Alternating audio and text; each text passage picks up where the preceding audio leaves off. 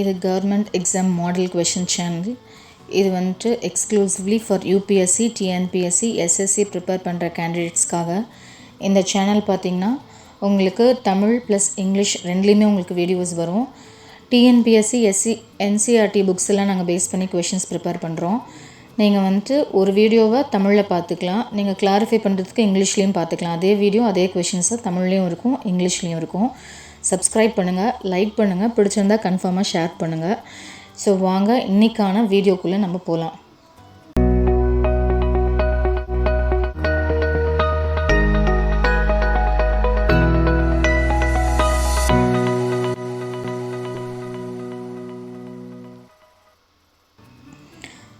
So இன்றைக்கி நம்ம பார்க்க போகிறது வந்து பார்த்திங்கன்னா ஃபர்ஸ்ட் யூனிட், நம்ம சிலபஸில் நியூ சிலபஸில் இருக்கிற ஃபர்ஸ்ட் யூனிட். அந்த யூனிட்டில் நம்ம ஏற்கனவே scientific temper and scientific knowledge வந்து பார்ட் 1ல் பார்த்துட்டோம். மீதி இருக்க topics power of reasoning, rote learning versus conceptual learning, science as a tool to understand past, present and future, இதை வந்து பார்ட் 2ல் பார்க்குறோம். ஸோ இந்த வீடியோவில் பார்த்திங்கன்னா உங்களுக்கு அதை பேஸ் பண்ண கொஷின்ஸ் தான் இருக்கும். ஸோ பவர் ஆஃப் ரீசனிங் பார்த்திங்கன்னா, ரீசனிங் நம்ம ஒரு விஷயத்தை வந்து அனலைஸ் பண்ணுறோம். அனலைஸ் பண்ணி அதுக்கு வந்து நம்ம ரீசன், காஸ் அண்ட் எஃபெக்ட் கொடுக்குறோம். அதுக்கோட காஸ் என்ன, அதோட எஃபெக்ட் என்ன அப்படின்னு சொல்கிறது வந்து power of reasoning. Rote learning versus conceptual லேர்னிங்னு பார்த்திங்கன்னா, ரோட் லேர்னிங்னா நம்ம மனப்பாடம் பண்ணுறது, கன்செப்சுவல் லேர்னிங்னா அண்டர்ஸ்டாண்ட் பண்ணி படிக்கிறது. தேர்ட் வந்துட்டு சயின்ஸோட வளர்ச்சி, இந்த பாஸ்ட்டு, ப்ரெசன்ட், ஃப்யூச்சர், இதை மூணையும் வந்துட்டு நம்ம அனலைஸ் பண்ணி கொஷின்ஸ் எடுத்திருக்கோம். ஸோ வாங்க வீடியோக்குள்ளே போகலாம். First question, what is reasoning essential for? Reasoning வந்து எதுக்கு ரொம்ப முக்கியம்? ஸோ டு கிளாரிஃபை ஐடியாஸ் வந்து கிளாரிஃபை பண்ணுறதுக்கு, டு மேக் லாஜிக்கல் கன்க்ளூஷன்ஸ், நமக்கு கரெக்டான முடிவு லாஜிக்கலாக கொண்டு வரத்துக்கு, to make statements, to provide required data.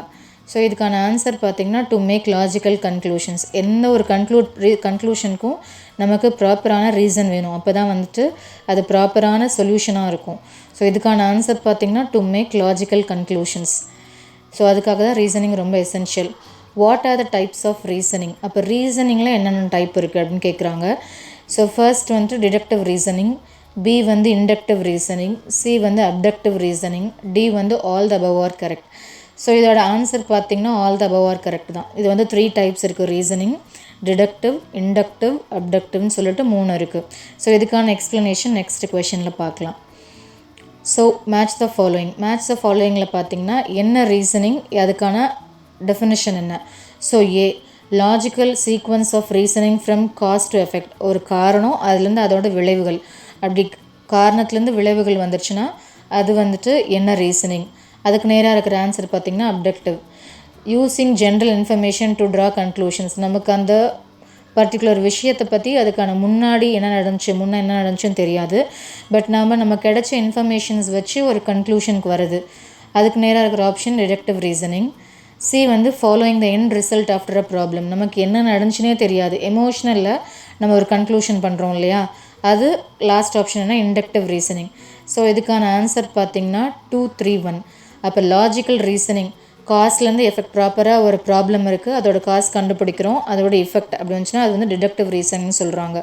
So second பார்த்திங்கன்னா யூஸிங் ஜென்ரல் இன்ஃபர்மேஷன், ஜென்ரலாக இருக்கிற விஷயத்தை யூஸ் பண்ணி நம்ம ஒரு விஷயத்தை கன்க்ளூஷன் கொண்டு வரோம்னா அதை நம்ம இண்டக்டிவ் ரீசனிங்னு சொல்கிறாங்க.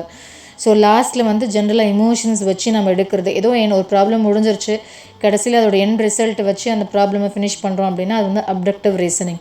ஸோ ஆன்சர் வந்து பார்த்திங்கன்னா லாஜிக்கல் சீக்வன்ஸாக இருந்துச்சுன்னா deductive reasoning, general information use பண்ணால் inductive reasoning, end result use பண்ணுறோன்னா அப்டக்டிவ் ரீசனிங்னு சொல்கிறாங்க. ஸோ ஃபோர்த் கொஷின் போகலாம். ரோட் லேர்னிங்னா என்ன? ஸோ அந்த ரீசனிங்கில் அவ்வளோதான் இருக்குது.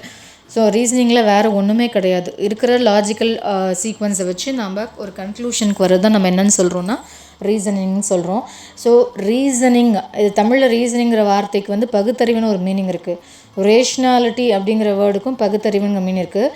ரெண்டுமே டோட்டலாக டிஃப்ரெண்ட் வேர்ட்ஸ். ரீசனிங்கிறது இருக்கிற விஷயத்த நம்ம கன்க்ளூட் பண்ணுறது, ரேஷ்னாலிட்டி அப்படிங்கிறது ஒரு சிங்கிள் இண்டிவிஜுவல், அவர் வந்துட்டு அவரை அண்டர்ஸ்டாண்ட் பண்ணிக்கிறத வச்சு ஒரு கன்க்ளூஷனுக்கு வரது வந்துட்டு ரேஷ்னாலிட்டி.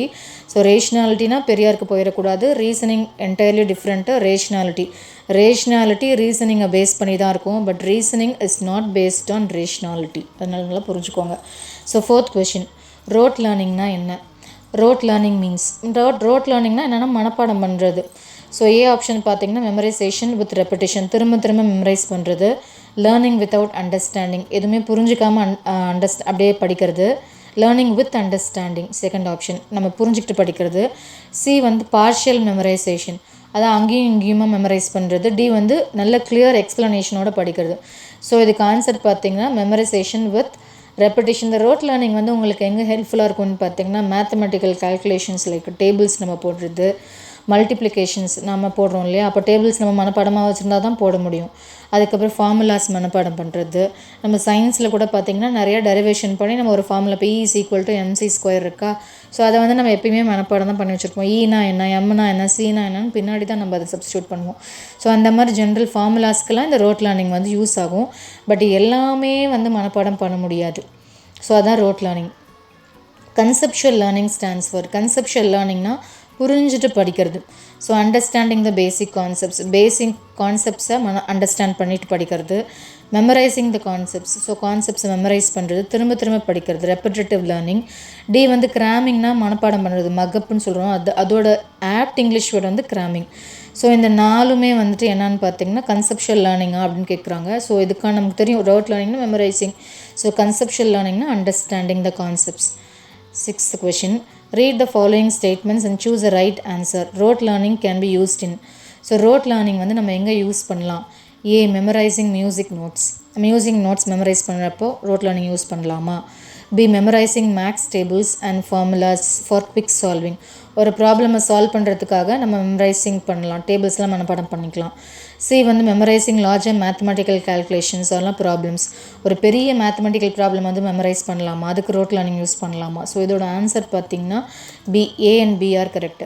மியூசிக் நோட்ஸை கன்ஃபார்மாக மனப்பாடம் பண்ணி தான் ஆகணும். மேக்ஸ் டேபிள் ஜென்ரல் ஃபார்முலாஸ்க்கு இந்த ரோட் லேர்னிங் யூஸ் பண்ணலாம். ஆனால் பெரிய மேத்தமெட்டிக்கல் ப்ராப்ளம்ஸ்லாம் நீங்கள் ஃபார்முலாஸ் மனப்பாடம் பண்ணி அதுலேருந்து டிரைவ் பண்ணிக்கலாம். Seventh, choose the drawbacks of rote learning. So மனப்பாடம் பண்ணுறது ரோட் லேர்னிங்கோட ட்ராபேக்ஸ் என்ன? கேன் பி ரெப்பிட்டேட்டிவ், திரும்ப திரும்ப படிக்கணும். Ability to recall the basic facts, நம்ம பேசிக் ஃபேக்ட்ஸ் சன் ரைசஸ் இந்த ஈஸ்ட் அப்படின்னு நம்ம எத்தனை வாட்டி படிச்சிருப்போம். ஸோ அந்த மாதிரி இருக்கிற பேசிக் ஃபேக்ட்ஸ்லாம் அண்டர்ஸ்டாண்ட் பண்ணிக்கிறது. Doesn't allow for the deeper understanding of the subject allow பண்ணாது. Doesn't encourage the social skills, உங்களுக்கு நிறைய ஸ்கில்ஸ் இருக்கலாம், அந்த ஸ்கில்ஸை வந்துட்டு உங்களால் வந்துட்டு உங்களால் யூஸ் பண்ணவே முடியாது, மனப்பாடம் பண்ண தான் ஃபஸ்ட்டு தோணும். No connection between new and previous knowledge, அதாவது பர்டிகுலர் டாபிக் படிக்கிறோன்னா அதை நம்ம வந்துட்டு முன்னாடி இருக்கிற விஷயத்தோடு அசோசியேட் பண்ணி படிப்போம். ஸோ அந்த மாதிரிலாம் எதுவுமே ரோட் லேர்னிங்லாம் இருக்காது. ஸோ இதுக்கான ஆன்சர் என்ன பார்த்திங்கன்னா 1, 3, 4, 5 வந்து கரெக்டு. அதாவது ட்ராபேக்ஸ்னால் என்னென்னா திரும்ப ரெப்பிட்டேட்டிவாகவே படிச்சுட்டு இருப்போம் ஒரே விஷயத்த, நம்ம அதை டீப்பாக அண்டர்ஸ்டாண்ட் பண்ணிக்க மாட்டோம், நமக்கு தெரிஞ்ச ஸ்கில்ஸ் அதில் யூஸ் பண்ணியிருக்க மாட்டோம், நம்ம அதை வந்து அசோசியேட் பண்ணி படிக்க மாட்டோம். இதுதான் வந்துட்டு இதுக்கான correct answer. Next 8th question, advantages of conceptual learning. நம்ம வந்துட்டு புரிஞ்சு படிக்கிறதுனால நமக்கு கிடைக்கிற அட்வான்டேஜஸ் என்ன? Encouraging understanding and not memorisation, நம்ம புரிஞ்சுக்கிறோம், நல்லா படிக்கிறோம், மெமரைஸ் பண்ணல, ஸோ நம்ம புரிஞ்சுக்கிறதுனால நம்ம மெமரைஸ் பண்ணாமல் ஒர்க் பண்ணுறோம். Association of current knowledge with previous knowledge, நம்ம இப்போ கிடைச்சிருக்க ஒரு கரண்ட் நாலேஜை வச்சு ப்ரீவியஸ் நாலேஜை வச்சு நம்ம கம்பேர் பண்ணி படிக்கிறோம். அப்புறம் எக்ஸலண்ட் லேர்னிங் அவுட்கம்ஸ், நம்ம அண்டர்ஸ்டாண்ட் பண்ணி படிக்கிறதுனால நிறைய ப்ராக்டிக்கல் ப்ராப்ளம்ஸ் வந்து நம்ம சால்வ் பண்ணலாம். இப்போ நீங்கள் ஒரு விஷயத்தை நல்லா அண்டர்ஸ்டாண்ட் பண்ணிக்கிட்டிங்கன்னா அதை வச்சு யூஸ் பண்ணி நீங்கள் நிறைய விஷயத்த நீங்கள் வந்து லேர்ன் பண்ணி எக்ஸல் பண்ணலாம். அதுக்கப்புறம் takes longer time to achieve. So conceptual லேர்னிங்னா வந்துட்டு நார்மலாகவே நிறைய டைம் எடுத்துக்கும் நீங்கள் ஒரு விஷயத்தை கற்றுக்கிறதுக்கு. ஸோ ஆப்ஷன் பார்த்தீங்கன்னா 1, 2, 3 correct, B 2, 3, 4 correct, C all are wrong, D all are correct. So இதோட ஆன்சர் பார்த்தீங்கன்னா 1, 2, 3 வந்து correct. 9th question, the first person to use zero in India. இது வந்து பார்த்திங்கன்னா ஜென்ரல் சயின்ஸ் நீங்கள் நெக்ஸ்ட் டாபிக் பார்த்திங்கன்னா science as a tool for to understand past, present and ஃப்யூச்சர்னு ஒரு டாபிக் இருக்குது இல்லைங்களா, அது. ஸோ இதில் வந்துட்டு மோஸ்ட்லி நம்ம ஸ்கூல் புக்ஸில் கவர் ஆகிட்ருக்கோம், ஏதாவது எக்ஸப்ஷனல் இருந்துச்சுன்னா இந்த வீடியோவில் இருக்கும். First person to use zero in India, இந்தியாவில் யார் ஃபஸ்ட்டு ஜீரோ யூஸ் பண்ணியிருக்காங்க? A Chandragupta 1, B Chandragupta 2, C Brahmagupta, D Samudragupta. யார் யூஸ் பண்ணியிருப்பாங்கன்னு பார்த்தீங்கன்னா பிரம்மகுப்தா தான் யூஸ் பண்ணியிருப்பார். 10th question, in which manuscript zero was found used by Brahmagupta. அதாவது எந்த மேனுஸ்கிரிப்டில் வந்து பிரம்மகுப்தா வந்துட்டு அந்த ஜீரோங்கிற வேர்டு யூஸ் பண்ணியிருக்காரு? பக்ஷாலி மேனுஸ்கிரிப்ட், மனுஸ்மிருதி, நாரத ஸ்மிருதி, யக்னவாக்கியா. ஸோ பிரம்மகுப்தா எதில் யூஸ் பண்ணியிருப்பாருன்னா பக்ஷாலி manuscript தான் யூஸ் பண்ணி பிரம்மா பக்ஷாலி. ஸோ எங்கேருந்து கொஷின் கேட்பாங்கன்னு தெரியாது. ஸோ அதனால் பேசிக்ஸ் எல்லாம் நம்ம தெரிஞ்சுக்கிறோம். Bakhshali manuscript. 11th question Ganitatilaka a book on mathematics. அது வந்து பார்த்திங்கன்னா அப்போவே வந்துட்டு பெர்முடேஷன்ஸ், காம்பினேஷன், ப்ரப்போர்ஷன்ஸ் இதெல்லாம் யூஸ் பண்ணி இதெல்லாம் வந்து எக்ஸ்பிளைன் பண்ணியிருப்பாங்க. யார் இந்த புக்கை வந்து எழுதியிருப்பாங்க? A Bhaskara, B Varahamihira, C Vikramaditya, D Shripati. யார் இந்த புக்கை எழுதியிருப்பாருன்னு பார்த்தீங்கன்னா ஸ்ரீபதி. கணிதாதிகா அப்படிங்கிற புக் வந்து exclusively mathematics, permutation, combination, proportion. So proportion வந்துட்டு யூல் நோ ரேஷியோ ப்ரப்போர்ஷன்ஸ். பெர்முடேஷன்னா 1p1 2c2 அந்த மாதிரி போடுவோம்ல, அந்த தான் பெர்முடேஷன், காம்பினேஷன்ஸ். ஸோ இந்த புக் யார் எழுதியிருப்பாங்கன்னா ஸ்ரீபதி. இது ஒரு mathematics book. 12th question Lilavati and Bijaganita a book on mathematics on differential and integral calculus. அப்போவே பாருங்கள் டிஃப்ரென்ஷியல் இன்டெக்ரல் கேல்குலஸ்லாம் எழுதியிருக்காங்க. Lilavati and Bijaganita a book on mathematics on differential integral calculus was written by யார் எழுதியிருப்பாங்க? A Bhaskara 2, B Varahamihira, C Vikramaditya, D Shripati. So it was written by Bhaskara 2. So இது யார் எழுதியிருக்காங்கன்னா Bhaskara 2. 13th question Siddhanta Shiromani and Galodaya 2 books on astronomy was written by. So these are the 2 books which were written on astronomy. So யாரை எழுதியிருக்காங்கன்னா பாஸ்கரா 2, வராகமிகிரா, விக்ரமாதித்யா, ஸ்ரீபதி. இது வந்து பாஸ்கரா 2 எழுதியிருப்பார். 2 பேர் இருப்பாங்க, Bhaskara 1, Bhaskara 2. Mostly Bhaskara 2 தான் இந்த அஸ்ட்ரானமிக்கல் புக்ஸ்லாம் எழுதியிருப்பார். Ancient books written on astronomy as a word Siddhanta added to it. ஆமாம் தானே? ஸோ நீங்கள் எங்கே பார்த்தாலும் சித்தாந்தா அப்படிங்கிற வேர்ட் இருக்கும். ஸோ சித்தாந்தானா என்ன அப்படின்னு கேட்குறாங்க. What does the word Siddhanta மீன்?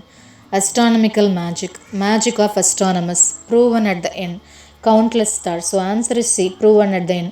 அவங்க கொண்டு வர ப்ராப்ளமை லாஸ்ட்டில் ப்ரூவ் பண்ணியிருப்பாங்க. So Siddhanta stands for proven at the end. In which book did Aryabhata explain the earth spin in its axis? எந்த புக்கில் வந்து ஆரியபட்டா வந்துட்டு earth வந்து அதனோட ஆக்சிஸில் ரொட்டேட் பண்ணுன்னு சொல்லி எழுதியிருக்காரு? ஏ ஆரியபட்டியா, பி சூரிய Siddhanta, C பிருஹத் Samhita, D வியாக்கர்ணா. So எந்த புக்கில் எழுதியிருப்பாருனா ஆரியபட்டியாவில் தான் எழுதியிருப்பார். ஸோ ஆரியபட்டானாவே உங்களுக்கு என்ன ஞாபகம் வரும்னா 1975 ஆரியபட்டாங்கிறது நம்ம ஃபர்ஸ்ட் லான்ச் பண்ண சேட்டலைட். அதுதான் நமக்கு ஞாபகம் வரணும். ஸோ ஃபர்ஸ்ட் இந்தியா லான்ச் பண்ண சேட்டலைட் எதுனா ஆரியபட்டா.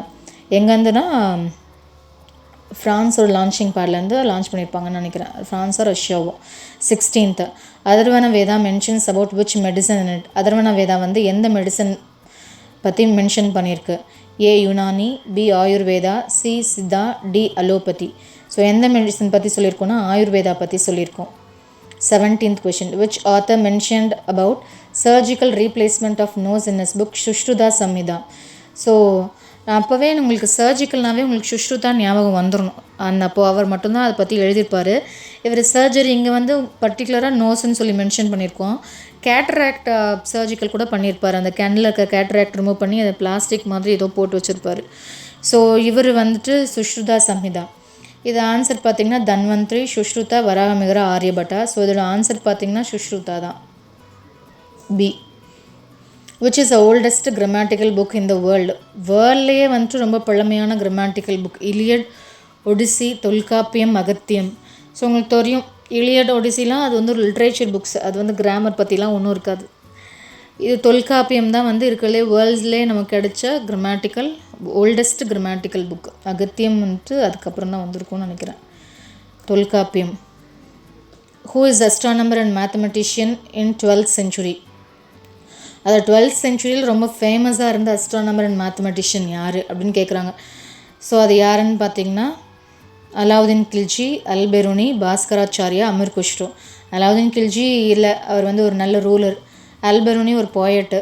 ஸோ ஒரு அஸ்ட்ரானமர் மேத்தமெட்டிஷியன் கிடையாது. அமீர் குஷ்ரோவும் கிடையாது. ஸோ யாருன்னா பாஸ்கராச்சாரியா தான் astronomer and mathematician. Pythagoras theorem evolve from which Indian text book? பாருங்கள், பித்தகோரஸ் தியரம் கூட அப்படியே எழுதியிருக்காங்க. ஸோ எந்த புக்கிலேருந்து வெளியில் வந்திருக்கு? பித்தகோரஸ்னால் என்ன? AC square is equal to AB square plus BC ஸ்கொயரில் அதுதான். அது வந்து அப்போவே எழுதியிருக்காங்க. யார் எழுதியிருக்காங்க? கத்தியாயனா கல்பசூத்ரா அந்த புக்கில் இருக்கா?